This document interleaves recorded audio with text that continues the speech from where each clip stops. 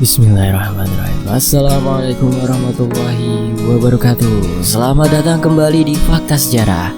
Sebelum kita masuk ke bagian berikutnya, mari kita berdoa dulu ya. A'udzu bikalimatillahi tammati min syarri ma khalaq.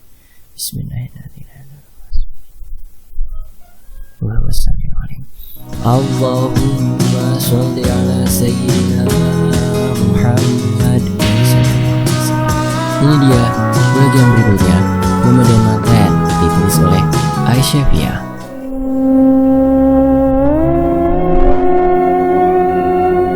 Rasa ketakutan yang kualami semakin bertambah subur dengan apa yang aku lihat saat itu.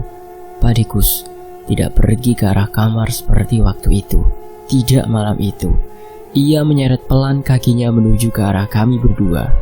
Badan terasa lunglai, namun kesadaran masih kurasakan. Sedangkan Raya sudah ambruk tak sadarkan diri dengan badan bagian atasnya bertumpu pada meja. Langkah Pak Dekus semakin mendekat ke arahku. Kemudian ia berhenti di ujung karena terhalang oleh meja. Meski begitu, dorongan badannya yang menyentuh ujung meja seperti terasa sangat nyata saat itu. Terus kutahan ujung meja saat posisi meja mulai bergeser karena Pak Dekus yang terus berjalan pelan-pelan ke arahku bagaikan sosok mayat hidup dengan wajah yang sudah tak berbentuk lagi. Pak Dekus ingin mengatakan sesuatu, namun saat mulutnya terbuka, cairan yang berada dalam mulutnya mulai menetes deras ke arah meja. Herman. Cairan kental berwarna kehijauan dengan bau tak sedap menyengat saat mulutnya terbuka, langsung membuat kepalaku terasa pening. Saat Pak Dekus menyebut nama ayahku dengan suara berat kesusahan, kedua bola mata berwarna pudar yang menatap ke arahku serasa memberikan sebuah ancaman nyata saat itu. Seluruh tubuhku terasa kaku. Apa yang kulihat saat itu benar-benar terasa amat nyata. Tangan busuknya mulai bergerak kaku ke arahku. Entah apa maksudnya saat itu. Yang kulihat hanya tangan penuh borok, hampir seluruh kulitnya lepas dari daging. Perasaan mulai campur aduk yang kualami. Saking tak kuasanya, menahan rasa ketakutan yang kurasakan hingga aku tak sadar jika tangan Pak Dekus yang membusuk sudah memegang pipi bagian kananku. Aroma busuk tercium menyengat di sekeliling. Berat, amat berat kurasakan seluruh badan saat itu. Kedua mata yang sudah basah oleh tangisan yang sejak tadi kutahan tak mampu menghilangkan rasa ketakutan yang kualami. Hingga akhirnya pandangan terasa gelap semuanya. Rasa ketakutan dalam diriku benar-benar ditekan semakin kuat sampai badanku pun tak mampu untuk tetap terjaga. Saat pertama kali membuka mata, yang kulihat adalah sebuah pemandangan mengerikan tepat di depan mata. Tempat yang terasa sangat asing dengan banyaknya pohon-pohon tinggi di sekeliling tempatku berada. Di depanku saat itu terlihat 3 sosok jasad manusia yang tergantung pada sebuah pohon besar. Tali tambang yang mengikat bagian leher ketiga jasad tersebut banyak bekas noda darah yang sudah mengering. Seluruh badan dari masing-masing jasad yang tergantung tersebut terlihat sangat mengerikan. Banyak bekas luka akibat cakaran, atau lebih tepatnya adalah cabikan. Luka bekas sayatan benda tajam dari ketiga jasad tersebut bermacam-macam. Di bagian leher ketiganya terdapat luka sayatan melebar ke arah belakang. Berkali-kali aku memuntahkan isi dalam perut, hingga badan terasa sangat lemas. Ketiga jasad tersebut sudah membusuk kaku. Dari dahan pohon besar yang dijadikan tiang gantungan ketiga jasad tersebut muncul banyak tikus yang sedari tadi sudah menggerogoti tubuh busuk tersebut. Suasana di sekeliling sangat gelap gulita. Apa yang kulihat saat itu semakin menambah rasa ketakutan yang sudah menjalar di sekujur tubuh. Srek, srek. Tiba-tiba terdengar suara yang berasal dari tengah kegelapan malam. Tepatnya berada di belakangku saat itu. Pandanganku terbatas karena gelapnya malam. Hanya perasaan mengatakan jika di belakangku saat itu sudah ada sosok mengerikan yang sedang menyeret tubuh manusia. Suara arangan tertahan seperti suara perempuan yang sedang kesakitan. Dari balik pohon besar tempatku menyembunyikan diri, aku mencoba untuk melihat ke arah belakang. Dek. Jantung terasa berhenti berdetak secara mendadak. Kedua mataku melotot tertuju pada seorang gadis yang sedang diseret oleh sosok perempuan tua yang mengenakan baju pengantin Jawa, persis yang dikenakan oleh Mbak Murti. Dan aku sangat mengenal gadis yang sedang diseret oleh perempuan tua itu. Iya, dia adalah Raya, teman yang selama ini tidak pernah meninggalkan diriku saat aku dalam kesulitan. Dari balik pohon besar dengan pandangan samar karena suasana gelap, terus kuperhatikan sosok perempuan tua yang tengah menyeret Raya dari bagian kaki kanan Raya. Sosok perempuan tua tersebut masih menggunakan sanggulan pada rambutnya. Kain jarik yang dikenakan sebagai setelan bagian bawah sama sekali tidak menyulitkan dirinya untuk menyeret tubuh Raya. Badanku menggigil tak karuan. Perasaan mulai tak menentu antara kabur dari tempat itu ataukah menolong Raya yang terlihat masih bernapas. Tapi bagaimana caraku untuk menolong Raya? Jalan pikiranku benar-benar terasa buntu. Ditambah lagi, aku sangat sadar bahwa aku tersadar di alam lain karena semuanya terasa aneh dan amat membingungkan. Sosok perempuan tua yang mengenakan baju kebaya tersebut berjalan pelan sambil menyeret tubuh Raya yang mengerang kesakitan. Saat perempuan tua tersebut mulai melewati diriku dari balik pohon, aku mulai menggeser tubuhku ke arah samping agar badanku tak terlihat dari balik pohon. Saat kedua telinga mendengar suara tawa cekikan dari sosok perempuan tua tersebut, badan langsung merespon terkejut disusul detak jantung yang semakin berdebar-debar tak karuan. Di bawah pohon besar yang terletak beberapa meter dari jasad 3 orang yang tergantung tadi, perempuan tua tersebut melepaskan genggaman tangannya dari kaki Raya. Perasaan mulai khawatir jika Raya akan bernasib sama dengan ketiga jasad yang kulihat saat pertama kali membuka mata tadi. Tapi beruntungnya, perempuan tua tersebut berjalan ke arah lain. Kemungkinan ia hendak mengambil tambang untuk mengikat leher Raya. Dan saat sosok tersebut mulai menghilang di kegelapan malam dengan cepat, aku berlari mengambil Raya yang tergeletak di bawah pohon besar tadi. Aku sadar bahaya yang sedang terjadi, namun rasa bersalah akan menghantui diriku seumur hidup jika aku selamat seorang diri dengan meninggalkan Raya. Secara cepat, tubuh Raya aku angkat, kemudian memapahnya menjauh dari tempat itu. Saat melewati ketiga jasad yang tergantung berbau busuk dengan terburu-buru, tak sengaja aku menoleh pada salah satu sosok mayat tersebut. Mayat yang hampir membusuk tersebut membuat diriku tertegun sejenak. Mbak Vika? Ucapku kaget tak percaya karena setelah ku perhatikan dengan seksama, dalam sepersekian detik ternyata sosok mayat tersebut benar-benar Mbak Vika. Karena terdapat tai lalat di pelipis sebelah kiri. Suara tawa cekikikan dari perempuan tua tadi kembali terdengar. Saat itu, suaranya melengking keras hingga menimbulkan angin yang menerpa dedaunan kering di sekitar kami berdua. Kondisi Raya masih sangat lemah, hanya senyuman kecil tersungging di bibirnya saat mengetahui aku sudah bersama dengannya. Belum hilang rasa kaget karena mendengar suara tawa cekikikan yang tiba-tiba terdengar. Tanpa kusadari salah satu jasad yang tergantung tadi sudah jatuh ke tanah. Kejadiannya begitu cepat, sangat cepat. Baru beberapa langkah dan hendak mengambil ancang-ancang untuk berlari sambil menahan tubuh lemas Raya. Tanpa kusadari, kaki sebelah kanan tersandung oleh jasad yang sudah terjatuh tadi. Badan Raya menidih tubuhku saat itu, dan kedua kaki kami berada di atas tubuh bagian perut jasad yang membuat kami terjungkal ke tanah. Pada saat situasi semakin mencekam, mataku menatap nanar sosok jasad yang membuat kami tersandung tadi. Pak Dekus, ucapku keras tak percaya dengan apa yang kulihat saat itu. Mulutku tutup erat dengan kedua telapak tangan agar suaraku tak melengking keras pada saat itu. Namun belum selesai rasa kaget yang kurasakan, tiba-tiba dari arah belakang tubuh Raya kembali diseret oleh sosok wanita berbaju kebaya berwarna merah. Perasaanku mengatakan jika sosok wanita dengan rambut disanggul yang mencoba menyeret kembali tubuh Raya adalah sosok yang tadi kulihat pertama kali tengah menyeret Raya dengan memakai baju pengantin Jawa. Tetapi saat itu datang dengan wujud yang berbeda karena terlihat lebih muda.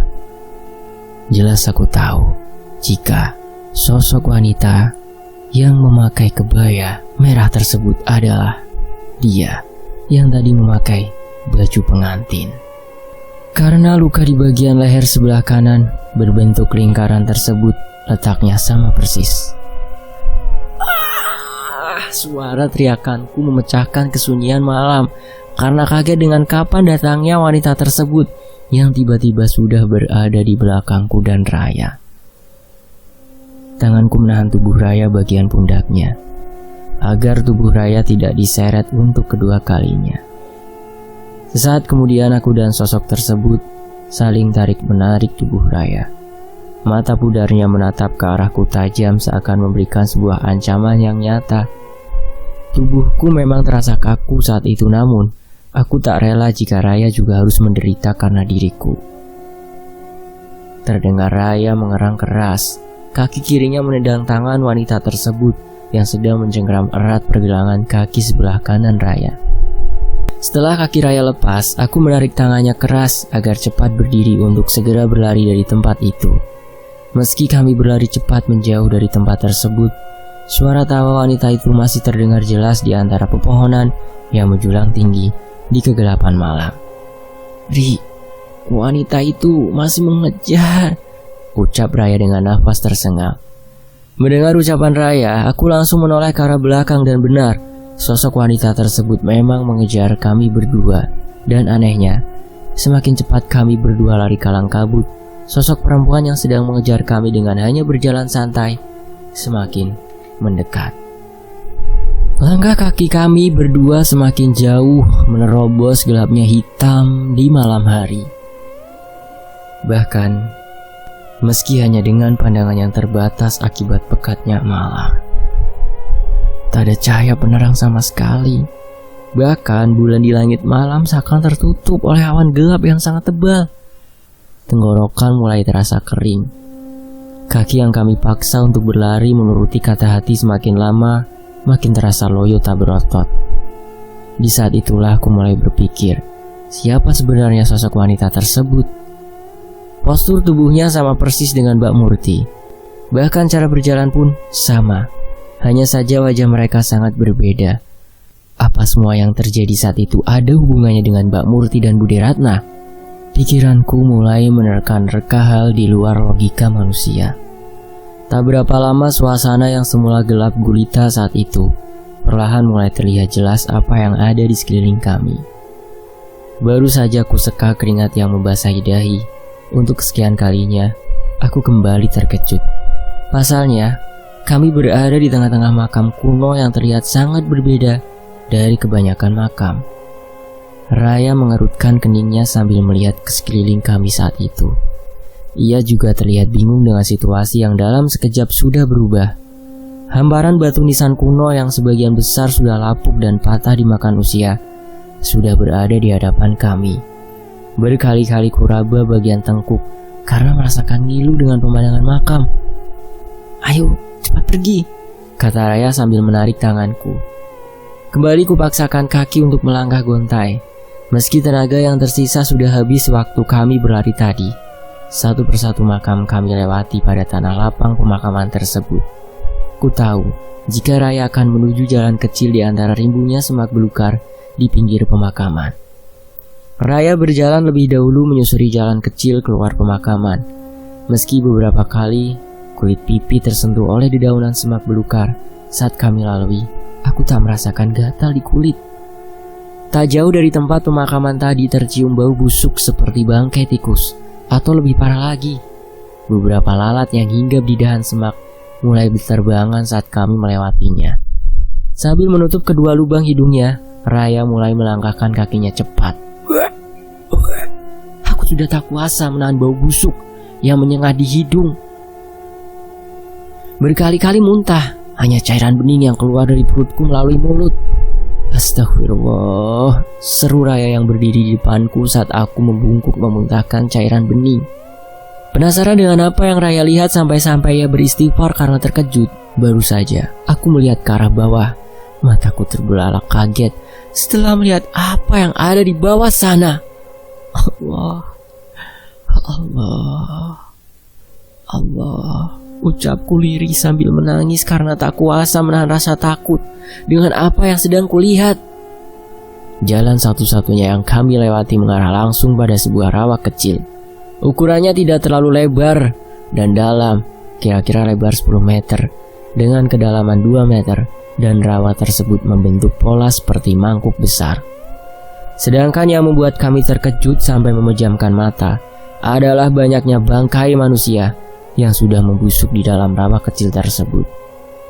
Dadaku benar-benar terasa sesak dengan yang kulihat jelas saat itu. Bahkan hidungku pun sudah acuh pada bau busuk yang tadi tercium sangat menyengat. Sedangkan Raya masih berdiri kaku menatap ke arah bawah di depan rawa tersebut. Kemudian dalam sekejap, Raya juga ambruk di sisiku yang lebih dahulu terduduk di tanah. "Apakah ini nyata, Ri?" kata Raya kemudian menangis keras-kerasnya. Tak banyak yang bisa kuperbuat, yang bisa kulakukan hanya memeluk erat tubuh Raya yang sudah basah oleh keringat saat itu. Kami tak tahu jalan pulang yang kami lihat hanya hamparan rumput liar yang tumbuh subur.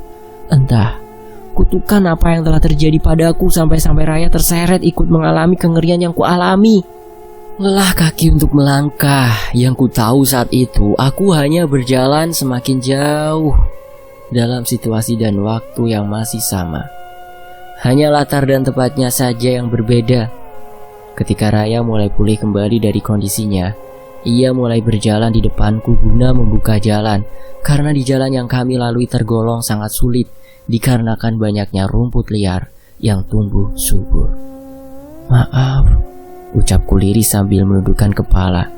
Gara-gara diriku Raya harus merasakan kesulitan yang mengancam keselamatannya. Raya menoleh ke arahku kemudian memandangi wajahku lekat-lekat. "Sepuro gaya opo?" tanyanya tak mengerti maksud dari ucapanku.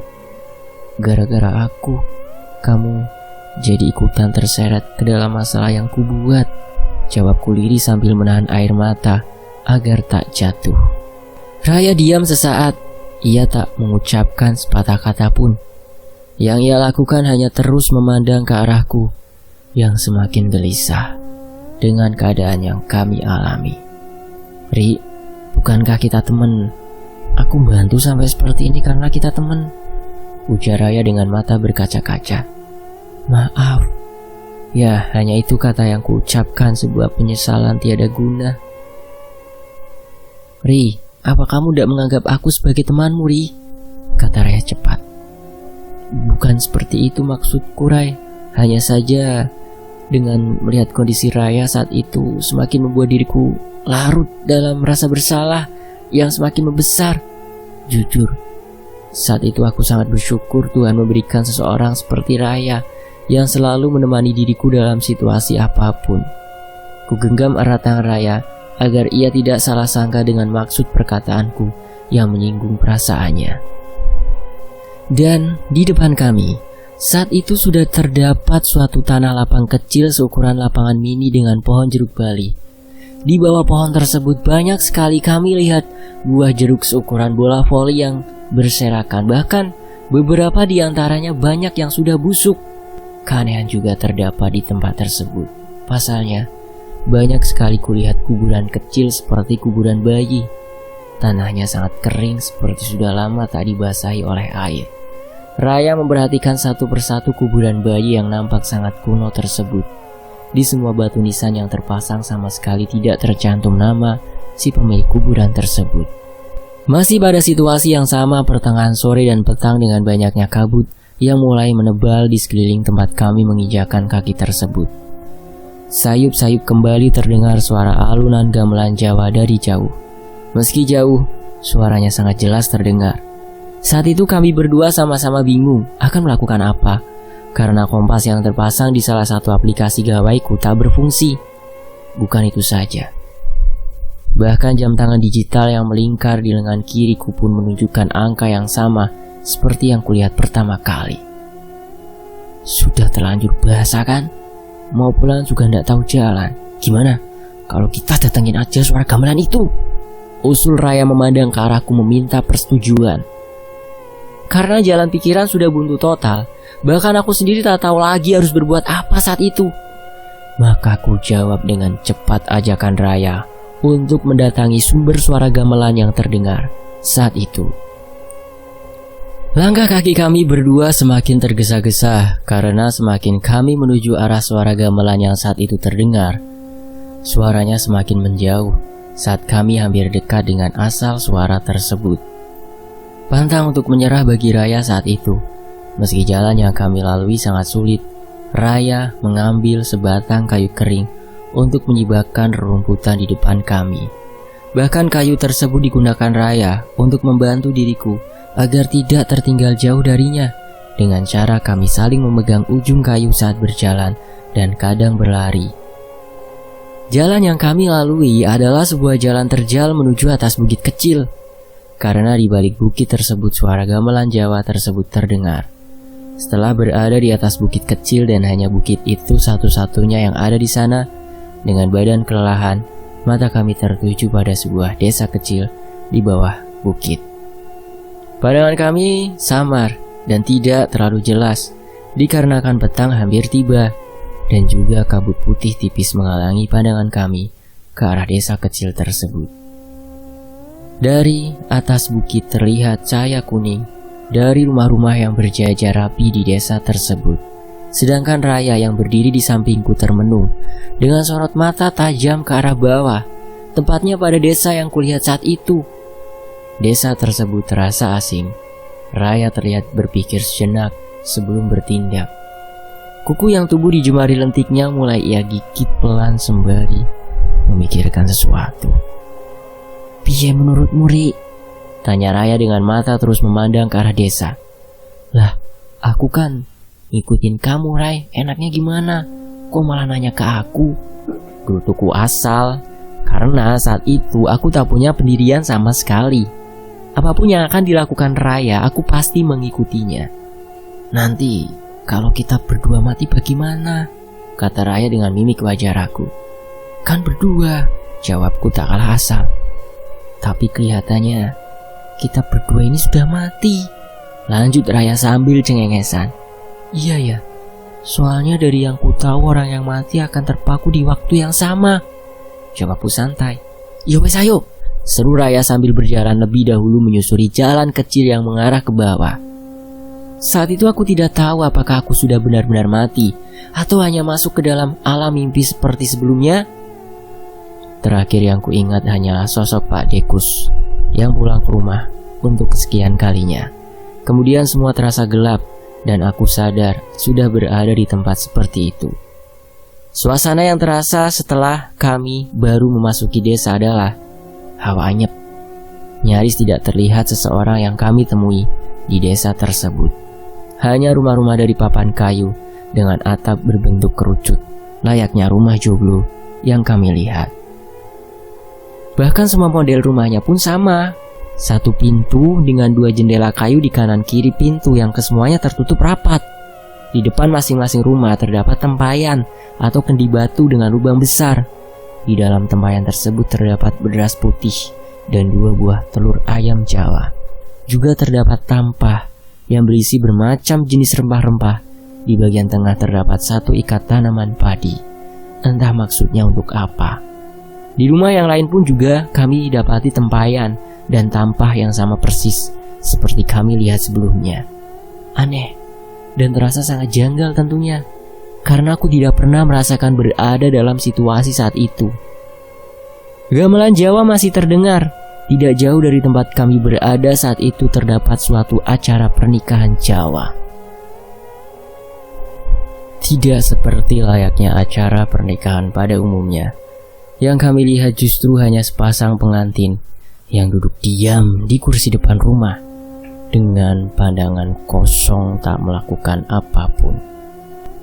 Tidak ada tarup ataupun hajatan untuk pernikahan. Bahkan tidak ada orang lain di sana kecuali kedua sepasang pengantin Jawa tersebut. Dek, keringat dingin langsung membanjiri keningku dengan cepat. Bahkan ubun-ubun terasa ditekan dari atas secara kuat hingga kepalaku terasa sangat sakit. Mataku nanar menatap kedua sosok mempelai tersebut. Mulutku tak bisa mengucapkan sepatah kata pun.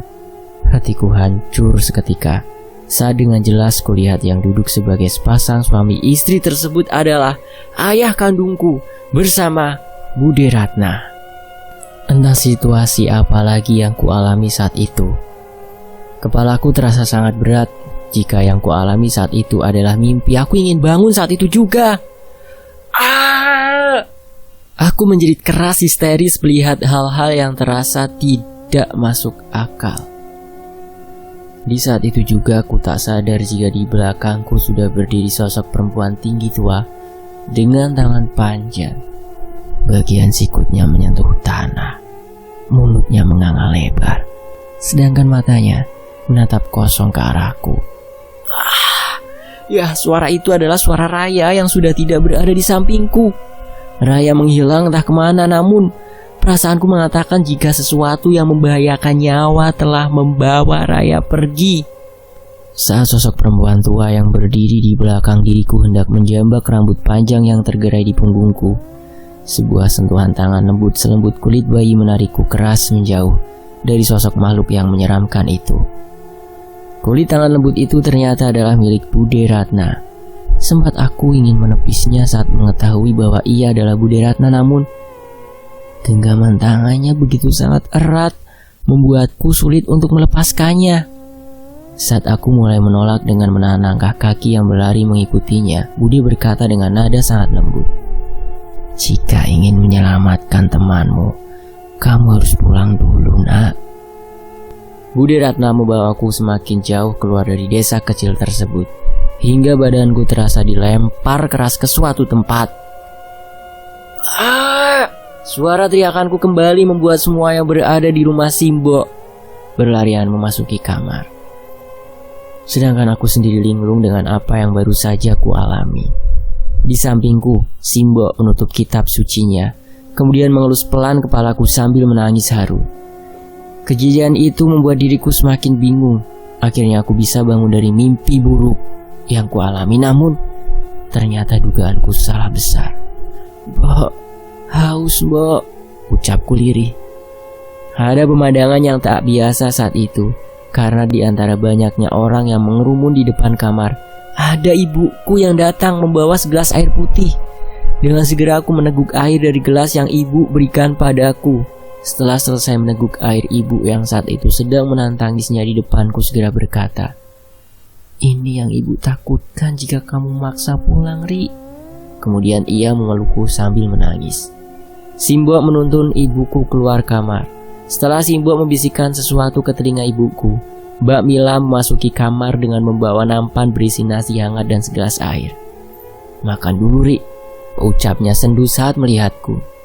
"Enggak nafsu, Mbak," jawabku cepat, karena saat itu aku masih memikirkan apa yang baru saja aku alami. "Aku kok bisa di sini, Mbak?" tanyaku pelan karena seingatku, aku tak sadar saat berada di rumah Pak Dekus. "Vino yang bawa kamu pulang," jawab Mbak Mila lirih. Tangannya sibuk menyiapkan nasi di piring. "Kok bisa Vino?" tanyaku heran setengah tak percaya. "Mbak kurang tahu ceritanya. Nanti kamu tanya sendiri sama orangnya. Lagian sebentar lagi kalian akan menikah." "Hah?" Aku tak percaya dengan apa yang dikatakan oleh Mbak Mila saat itu. "Vino sendiri yang melamar. Dia minta langsung sama bapakmu saat mengantar kamu pulang 1 minggu yang lalu." "Buset, 1 minggu? Hah? Aku pingsan 1 minggu?" tanyaku kaget. Saking kagetnya aku sampai kembali membenturkan badan ke kasur. Sebenarnya bukan itu yang membuat diriku kaget, tentu karena lamaran Vino yang tiba-tiba. Tetapi Mbak, kok bisa Vino? "Makan dulu, ngomongnya nanti saja," kata Mbak Mila yang langsung menyuapkan sendok berisi nasi lemas ke dalam mulutku yang terbuka saat berbicara. Seperti apa kelanjutannya? Nantikan di bagian berikutnya ya. Saya pamit dulu. Dan wassalamualaikum warahmatullahi wabarakatuh. Terima kasih teman-teman sudah mau menyimak kisah ini. Dan tentunya terima kasih buat penulisnya, Aisyah. Sampai jumpa di bagian berikutnya. Tetap di Podcast Sejarah.